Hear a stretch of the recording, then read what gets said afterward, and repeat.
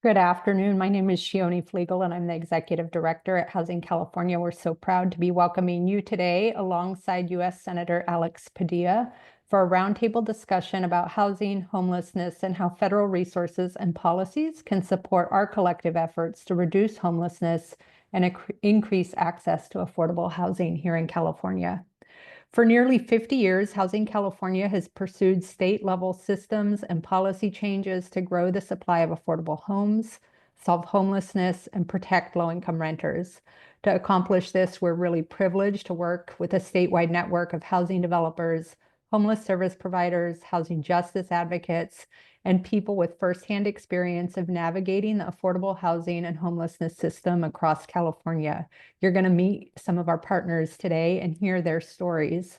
Inevitably, many of the kinds of statewide successes we pursue along with our partners are tied in deep federal partnerships and programs. We can't do our work in California without the partnership of the federal government.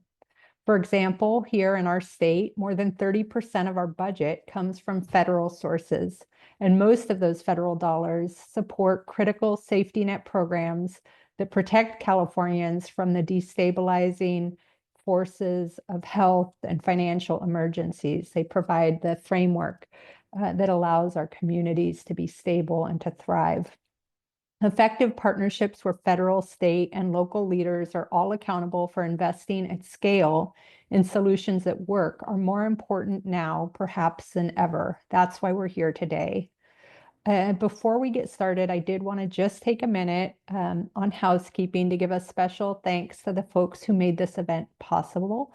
I want to start by thanking our friend and colleague, Matt Huerta. Matt is a consultant based in Salinas who works across the state, supporting and joining with others to advance solutions to homelessness and housing for all. I want to give a special shout out to my staff at Housing California who helped to coordinate this event and who move our advocacy and organizing work forward every day.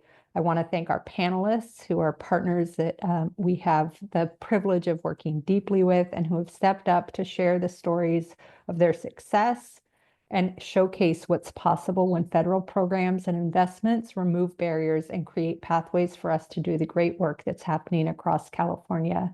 And finally, I want to thank Senator Padilla, who's been an incredible champion for justice and housing affordability for many, many years, long before he became our U.S. Senator, and who continues to carry our voice and charge in Washington, D.C.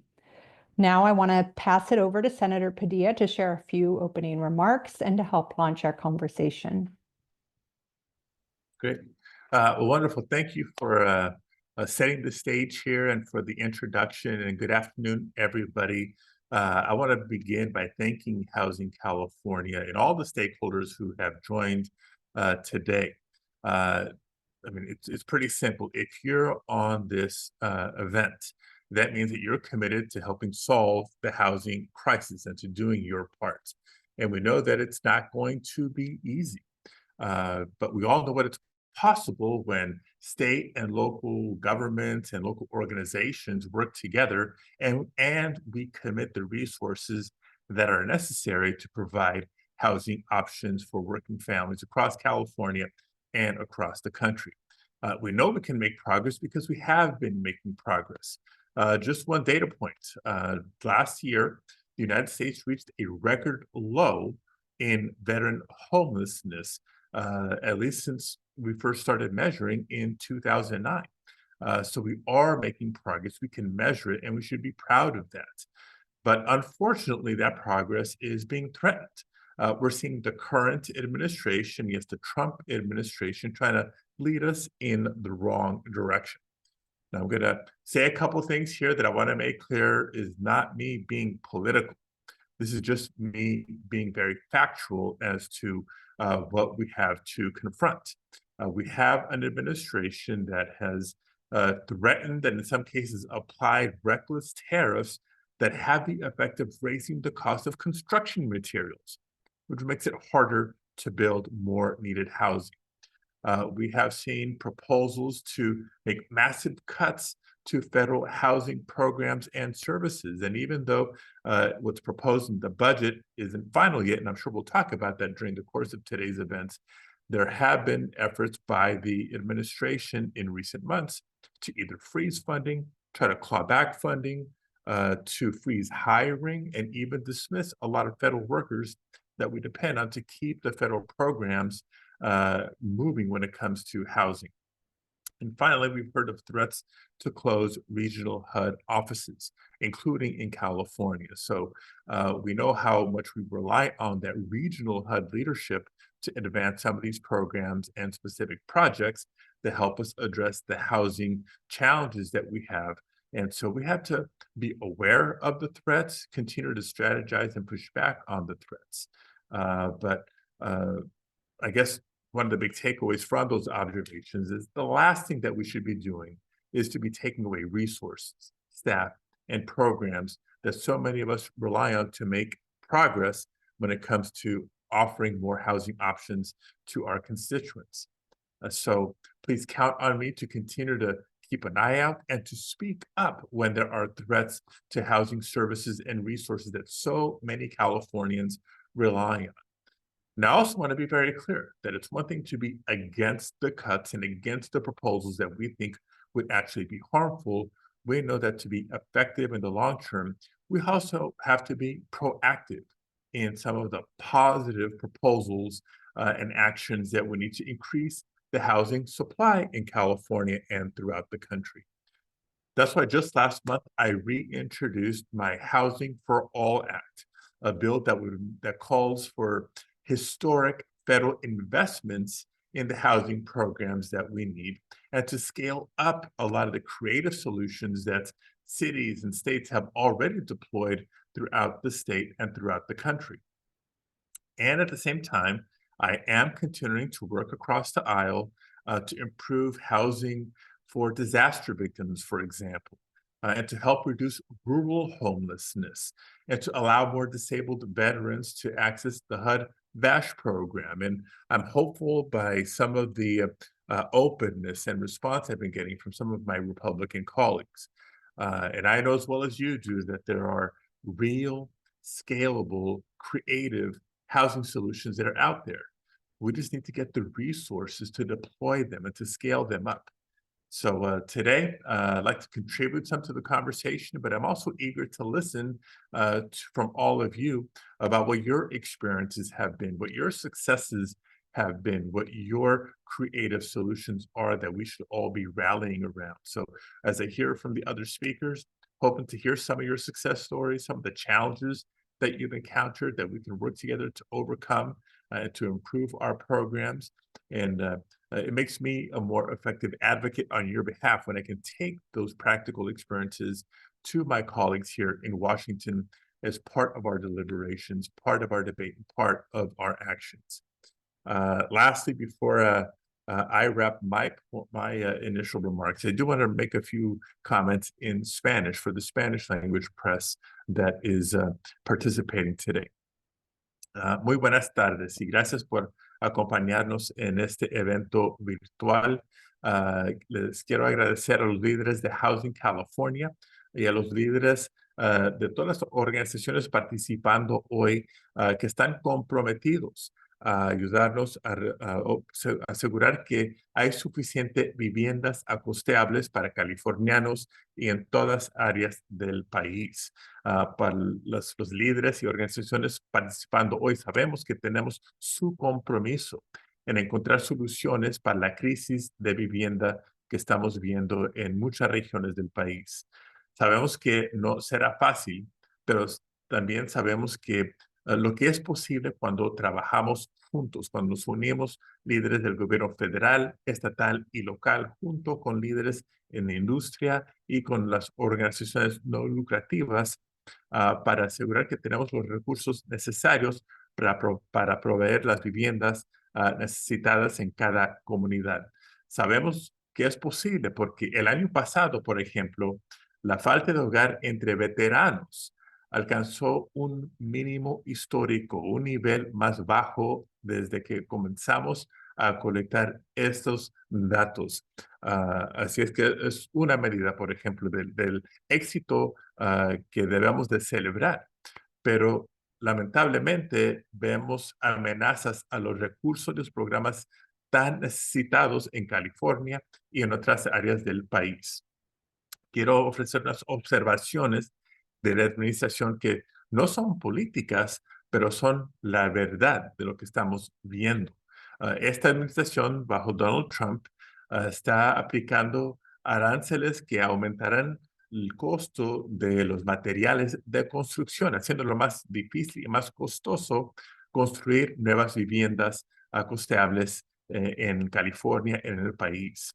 Vemos una administración que quiere implementar recortes masivos a los programas y servicios federales de vivienda, haciéndolo más difícil proveer la ayuda y el apoyo que estamos ofreciendo hoy en día.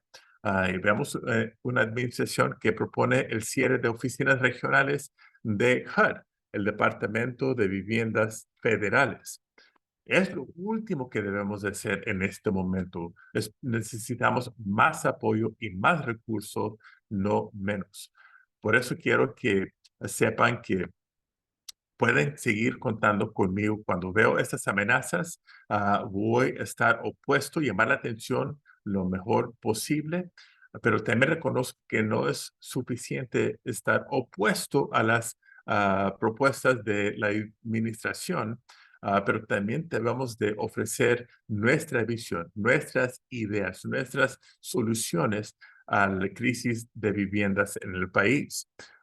Por eso tenemos que ser proactivos en esta agenda. Por eso el mes pasado reintrodují mi ley de vivienda para todos, un proyecto de ley para realizar inversiones federales históricos en programas federales de vivienda y soluciones creativas que ciudades y estados ya han implementado con éxito en diferentes áreas del país. Al mismo tiempo, estoy trabajando en propuestas bipartidistas para mejorar las viviendas de las víctimas de desastres, por ejemplo, una idea que sí goza apoyo de republicanos y demócratas, y también de ayudar a reducir la falta de viviendas en zonas rurales y permitir que más veteranos con discapacidad acceden al programa HUD-BASH. Sabemos que existen estas soluciones de viviendas reales, escalables y creativas, pero merecen nuestro apoyo y recursos necesarios para seguir implementando en diferentes áreas del estado y del país. Y con eso me da mucho gusto escuchar de los líderes de viviendas en este programa hoy para ofrecer más ideas y más pruebas con mis colegas aquí en Washington para seguir haciendo el progreso juntos. Muchísimas gracias por acompañarnos hoy. And with that, just thank you again all for participating. I'm eager to hear from the other speakers, and we'll take some questions at the end. Thank you, Senator. And good evening, everyone. Thank you again for joining us today on this important discussion on housing. We have a number of great panelists representing different regions of the state with us today, from the Inland Empire to Sacramento to everything in between. So our first speaker that we have here is Lourdes Castro Ramírez. She's the president and CEO of the Housing Authority of the City of Los Angeles, which is the second largest public housing authority in the nation. So Lourdes, welcome, and I'll kick it off to you for remarks. Thank you. Thank you. Thank you so much. Good afternoon. Muy buenas tardes. Thank you, Senator Padilla and Housing California, for bringing us together to elevate the positive impact of federal housing and homelessness programs on our communities. As mentioned by Edward, I'm Lourdes Castro Ramírez, and I serve as the president and CEO of the Housing Authority of the City of Los Angeles. HACLA is the state's largest affordable housing authority, serving over 200,000 Angelenos through public housing, mixed-income communities, and rental assistance programs. Nearly 90% of our funding comes from federal sources, support that is essential to our mission in investing in people and places and expanding housing opportunities across Los Angeles. Federal rental assistance programs like Section 8 and the Emergency Housing Voucher Program have not only been housing solutions, they are also lifelines. In high-cost rental markets, they provide families with the stability necessary to flourish, enhancing school attendance, improving health outcomes, and facilitating economic mobility for low-income households and veterans. Without these rental assistance programs, numerous individuals would face housing insecurity and homelessness. But rental assistance is also a powerful local economic driver. In LA, these federal subsidies flow into the local economy to 13,000 property owners, proving that public-private partnerships can effectively bolster the housing market and create stability for families over time. Thanks to Congress, housing authorities across the country receive special vouchers to house people experiencing homelessness. In LA, we received nearly 3,400 emergency housing vouchers and were able to lease them up very quickly thanks to the exceptional leadership from Mayor Bass and the strong city-county collaboration with property owners and service providers. And we need sustained support to build on this progress. HUD projects that emergency housing vouchers funding for this program will run out by 2026, putting about 60,000 families and individuals across the country at risk of losing their homes and returning back to homelessness. In LA, 3,100 households still depend on these vouchers, and nearly 1/3 of them include children under the age of 18, and close to 600 households are seniors over the age of 60. Rental assistance programs work. Vouchers have been a lifeline for countless families, unlocking access to affordable housing, transforming lives, and helping our communities thrive.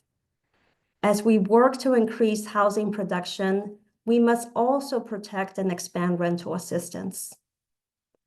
And now I would like to turn it over to Pip to share her story of how federal rental assistance played a transformative role for her family. Pip, Thank you over to so much. I appreciate that. Thank you so much, Ms. Ramírez. So yes, my safe name is Pip because our family is actively fleeing domestic violence. And if it wasn't for this wonderful blessing of the Section 8 emergency housing voucher, our family would be on the streets right now. Let me tell you that this blessing has not only put a roof over our heads, but it has allowed our children to flourish and thrive academically and as viable, wonderful people of society.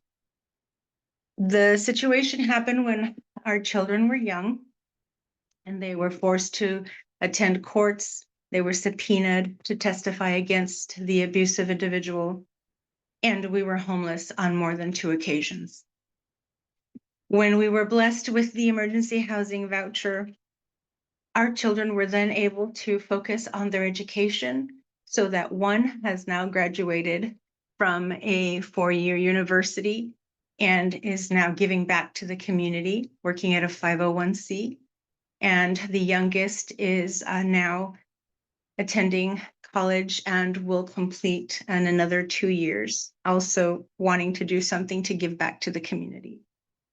To be a parent and to know that you're going to be on the street with your children and not know what the next steps are is devastating. But if it wasn't for HACLA and the wonderful people who have been there to answer the call of helping serve someone and their children who were in desperate, dire need, who needed a safe place and who needed to be treated with dignity, is priceless. So these federally funded programs work. As Ms. Ramírez said, there are families that we have not chosen to be homeless, but we have definitely appreciated being blessed with the opportunity to be able to succeed in this form. And me, myself, I returned to school. So thank you for giving us the opportunity to increase the value of ourselves as humans and for treating us like important people. And this is a shout out to Ms. Watson, who is my advisor at HACLA. She has been fantastic. It has answered every question I've ever asked, and I asked a lot. And our children are also very grateful to the HACLA program in general, from the start until where we are now. Thank you for saving us from the streets. Thank you, Pip. Thank you for reminding us that housing is about people.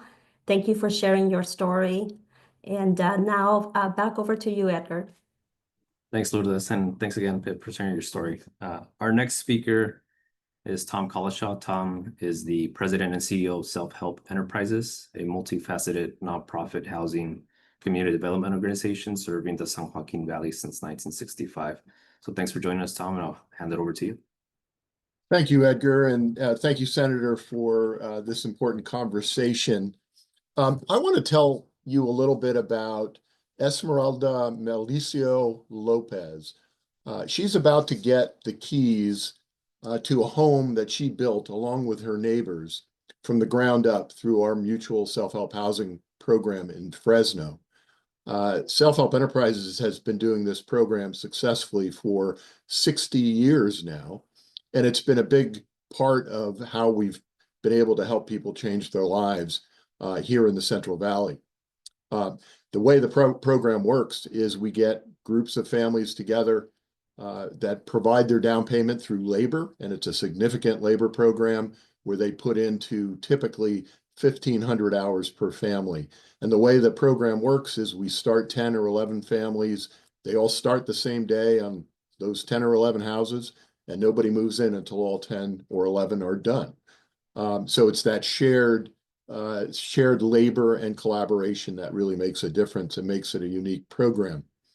Homeownership still works for low-income people here in the Central Valley, with assistance from great programs like USDA Rural Development's 523 Mutual Self-Help Housing Program, 502 Direct Mortgages that are the best mortgage product that the country has, the Home Program, CDBG programs, and other state and local programs.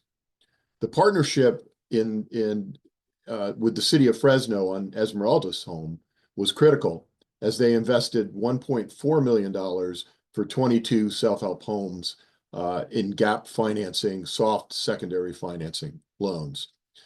We also work to develop affordable rental housing with a sizable percentage of our portfolio dedicated to farm workers and their families.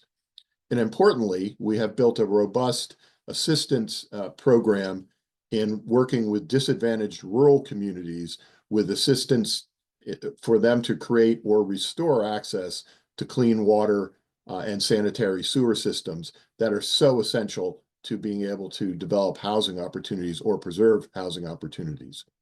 But going back to home ownership just for a moment, we've been able to assist nearly 7,000 families, just like Esmeralda Lopez, to achieve their dream of owning a home of their own.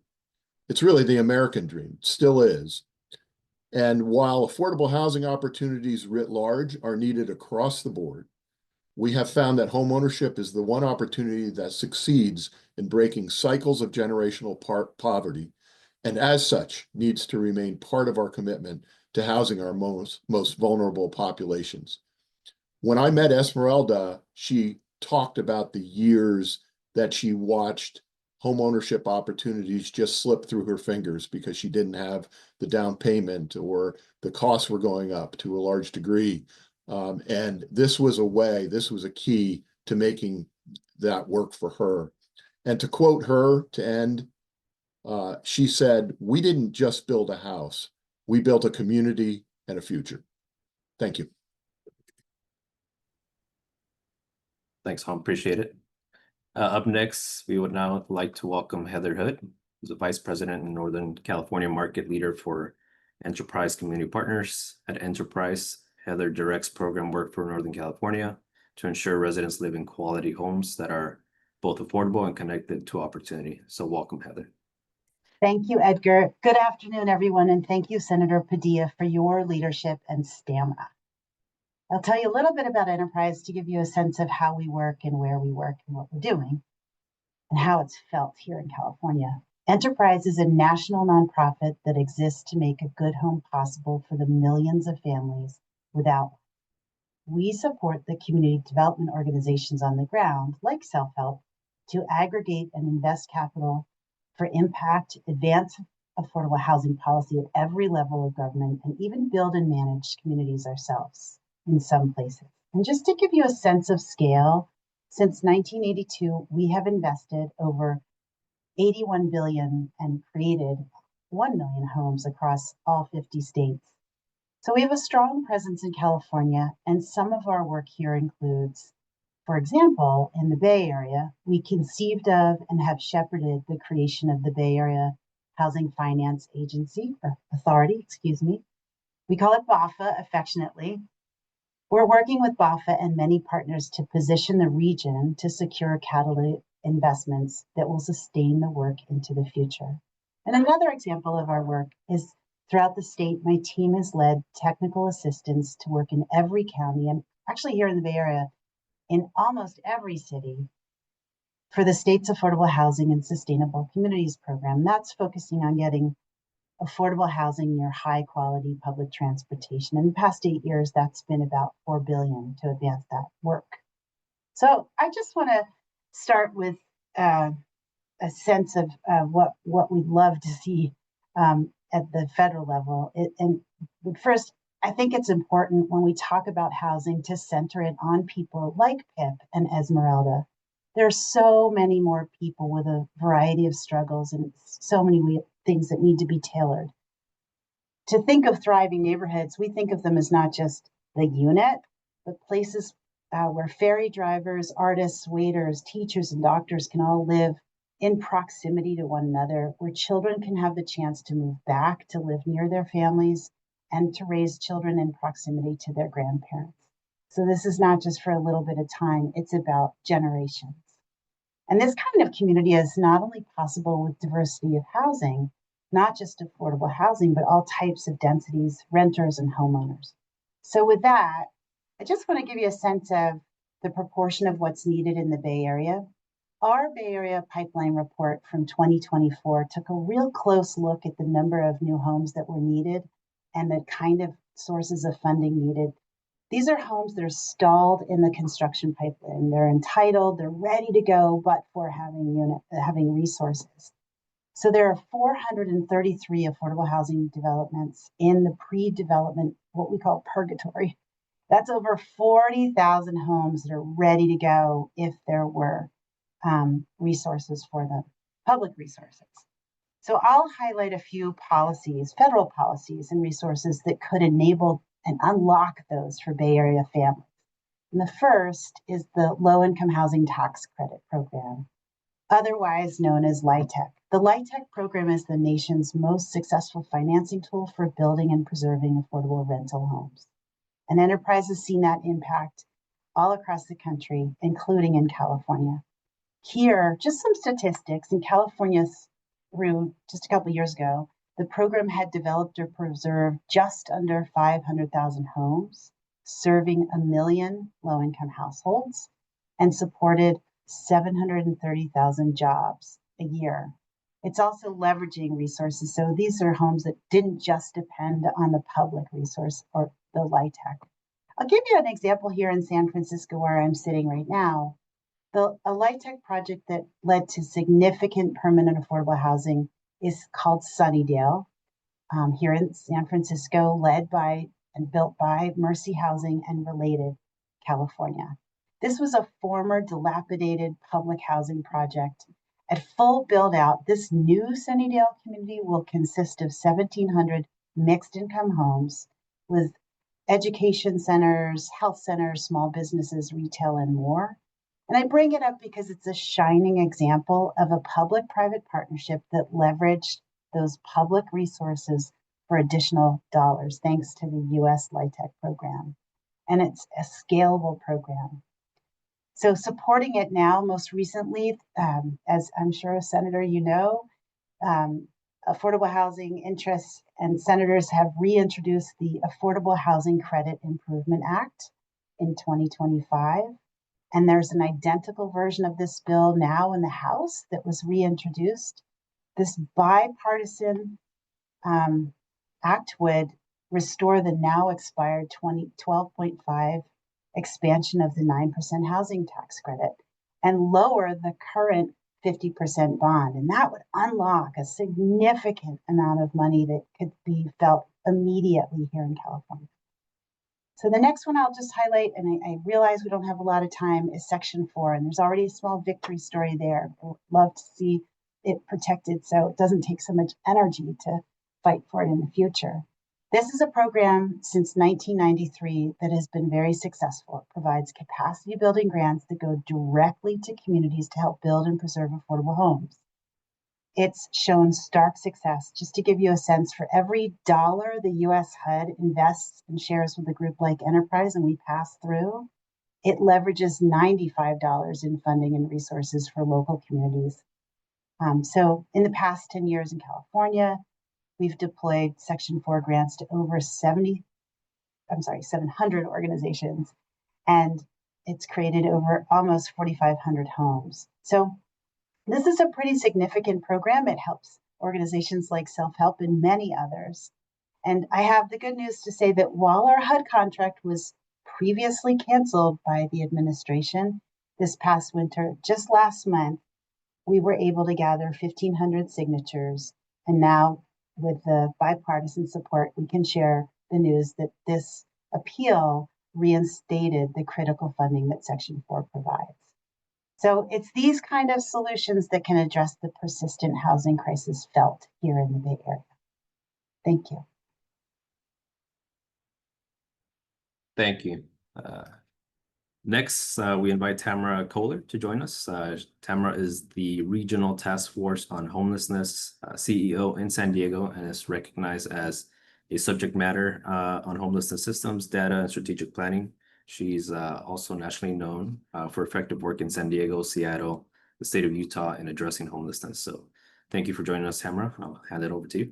Well, thank you, Edgar. And thank you. And good afternoon from the most southern part of the state in San Diego. I'm really honored to join you, Senator, and all of the panelists on probably one of the most important conversations we currently have. As a continuum of care, we are fully funded through HUD, so through the federal government, and authorized to do this work. There are 44 continuums of care across the state. There are nearly 400 of us across the nation. And our singular role is to work on the issues and think about how we address homelessness in a coordinated and collaborative way. We bring together community partners, including our housing authorities. I was really touched to hear Pip's story about the emergency housing vouchers. The emergency housing vouchers are a partnership between continuums of care and housing authorities to recognize those experiencing homelessness who would thrive and be successful with this really important resource. Continuums of care do some very unique things for the federal government on a local level. We collect the data. We are able to recognize the trends of what is happening in our communities. One of the most challenging and concerning trends that we're seeing today is the increase of senior homelessness. And in fact, it's that time of year when we share the data around what is known as the point-in-time count, that singular night that we do a census of folks experiencing homelessness. A number of years ago, as we were looking at our census data, we found that we were seeing a significant increase in folks that were 55 or older experiencing homelessness for the first time. And we began to see this trend that has only increased. What it allows us to do as a continuum of care is then to reach out within our community to see who serves that population, to work with our aging and independent services at the county, to wrap our arms around a senior population that unfortunately today represents 30% of our unsheltered population and 1 in 4 in our emergency shelters.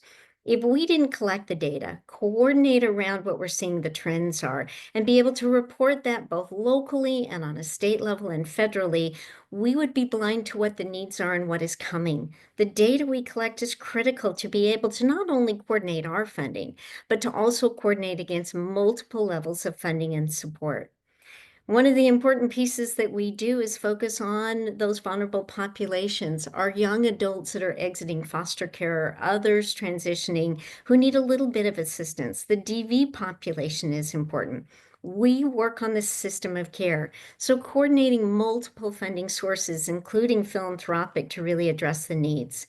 There's no other way to address homelessness but with housing and increasing housing stock, access to housing, and being able to work as much as we can to prevent homelessness. That's where the data is so important and the trends really lead us in the right direction. We are excited to see that as we've had investments that have been historic and coordination at a level that has not been seen before, that in California, we're starting to see a trend to turn to where we're finally seeing a reduction in homelessness.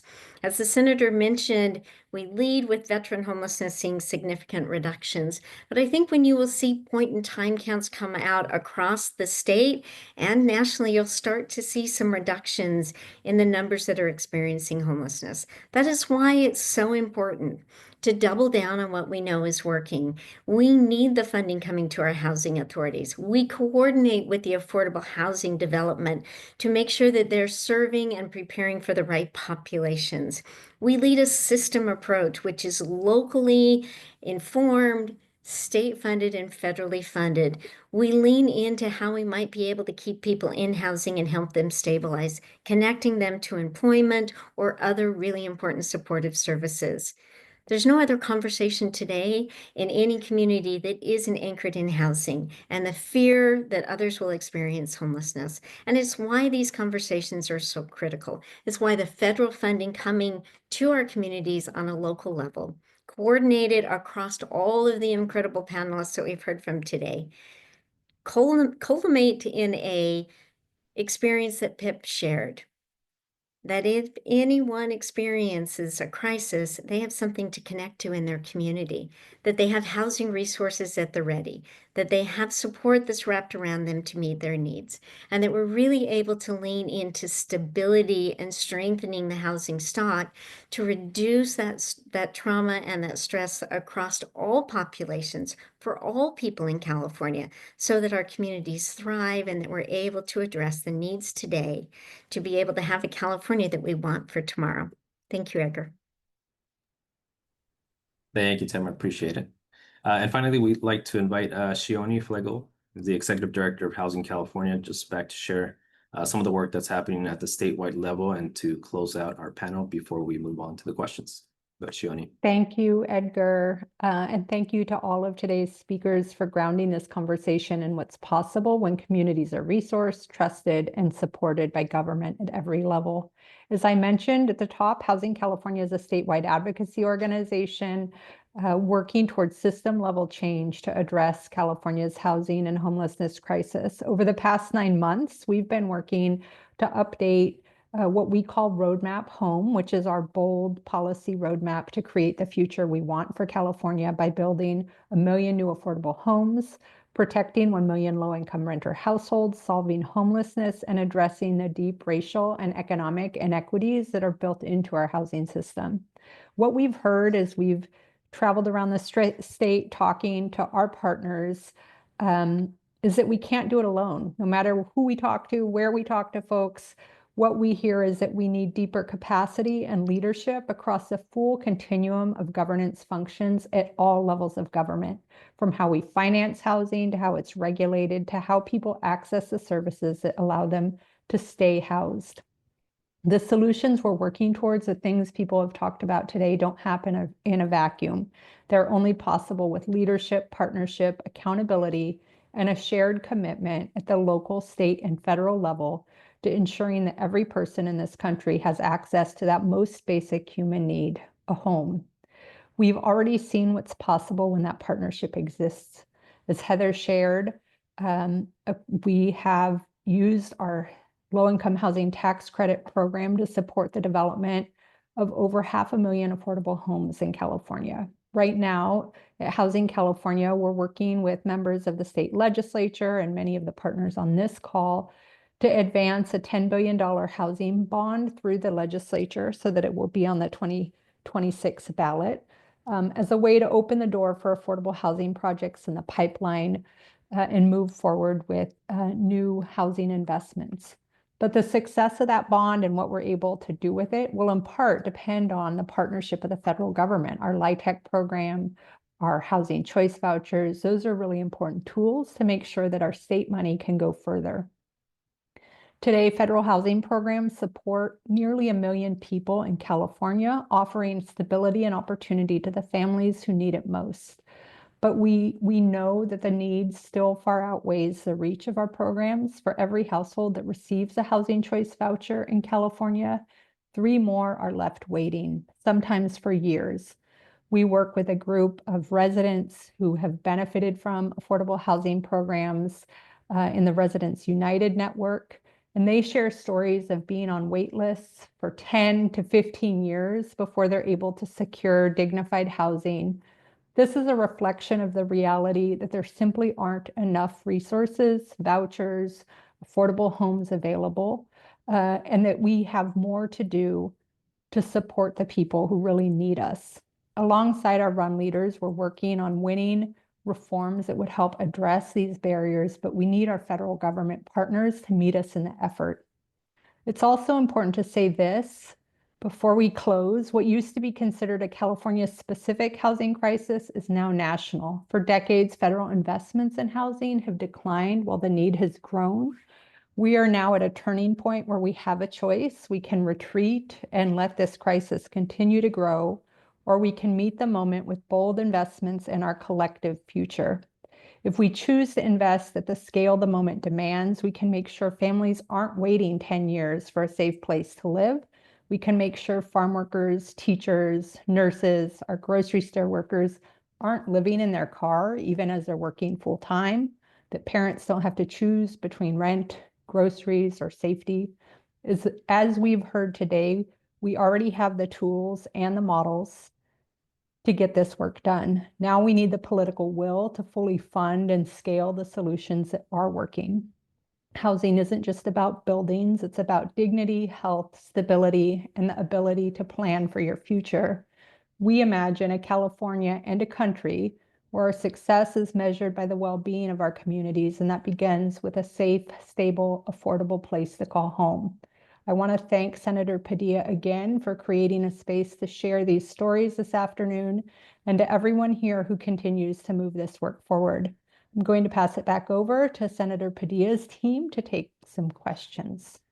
Thank you, Chione. Appreciate it. And as is the nature of being in session, votes have been called. But before we let the senator go, I'll just offer Lourdes here the opportunity to ask one question and have the senator answer and offer some closing thoughts after that. So Lourdes, go ahead. Thank you. Thank you so much. And Senator, thank you again for bringing us together. Thank you for your incredible leadership and for ensuring that this conversation about housing continues to be front and center. As you mentioned, the recently released skinny budget is proposing more cuts, in fact, in the housing space, about a 40% reduction in the HUD budget. And so as we continue doing the work in communities, as we continue working with property owners and residents and local governments, can you provide us with what you're hearing in Washington from your colleagues, your housing committee colleagues and appropriators? I think we're all looking for reassurance and optimism. Yeah, no, I appreciate the question. And so I have a couple of thoughts on the 40% reduction proposal. And I'm going to end with a little bit of a call to action. But before I forget, I just want to mention 2 things. First, thank you for inviting Pip to be part of this conversation. I want to respect the request for privacy, but I think it's worth commending the courage that it takes to share a story like that, because it's, as you mentioned at the beginning, it's not just housing and structures. This is individuals, these are families, this is about dignity. And respect. So I wanted to make sure to acknowledge Pip and say thank you. I also want to reference the emergency housing vouchers that so many of the speakers reference. It's one of the other specific areas that we continue to go to bat with the Appropriations Committee and the process between now and September to ensure we maintain, if not actually grow, the capacity on emergency housing vouchers, because we know how critical they are for people who depend on them. Now, to your point about the quote-unquote skinny budget, For those less familiar with the federal budget process and more familiar with either the state budget process or a local budget process, what's referred to as a skinny budget is really akin to the governor's proposed budget that he releases every January. There's an initial framework that the legislature in California organizes their hearings around. There's initial proposals, what's good, what's bad, and then you kind of wait for final, more dependable numbers to flesh out before changes are made and a final budget is adopted. Same thing at Congress. The president proposes a skinny budget. Depending on the majorities in the House of Representatives or in the Senate, maybe a lot of it is seriously considered, maybe very little is seriously considered before a final spending plan is adopted by Congress towards the end of the fiscal year, or if recent history is any indicator, we'll give ourselves an extension till the end of the calendar year and try to finalize a budget then. Anyway, that's a lot of process talk, a long way of saying this 40% proposal is just that. It's a proposal. It is not final decision that has been made, and we're going to do everything we can to push against these steep cuts that we know would harm families across the country. I'd like to say I feel good about that, but everything has just been so chaotic and extreme since the beginning of this administration that we have to take it seriously. And so here's maybe a little bit of our call to action, not just against this 40% reduction proposal, but for a lot of the ideas we've heard, suggestions we've heard to cut funding, cut programs, lay off staff. We need everybody to do their part. Everybody who's logged into this session, be part of the coalition. Many of you are already active with Housing California already. Maybe some are not. That should be. A lot of you are also members of national associations or national groups. We need to engage colleagues and counterparts in other states, particularly those with Republican senators, to hear these stories that you've shared with me that are happening in those other states, so that senators are as fully informed as to the potential impacts, the devastating impacts of bad decision making. So, again, we're hopeful. We have progress that we can point to from recent years. We're hopeful because we have strong arguments to make, not just moral arguments, but economic arguments. It's better for the economy. It's better for the federal and state budgets when more people are housed as opposed to being unhoused. But we can't leave anything to chance. So any individual here is going to be an effective advocate. But when we work together, our strength and our advocacy is that much stronger. So we have to get engaged and stay engaged and continue to share information, whether it's through the coalition or through our office. Nothing has been more helpful to me in advocating with my colleagues than those real world examples, those real stories, successes and otherwise that help me make my case in the Senate here. So please keep sharing that information, not just data, but examples, successes, and otherwise. And with that, I do feel bad. I have to excuse myself here. There's another vote on the floor of the Senate that I have to go off to, but I'll turn it over to Edgar for some final discussion here before the session wraps. Thank you, Senator. Appreciate it. And thank you, everyone, for participating. I think that's all we have for today. Thank you very much for joining. We'll be in touch. Thanks.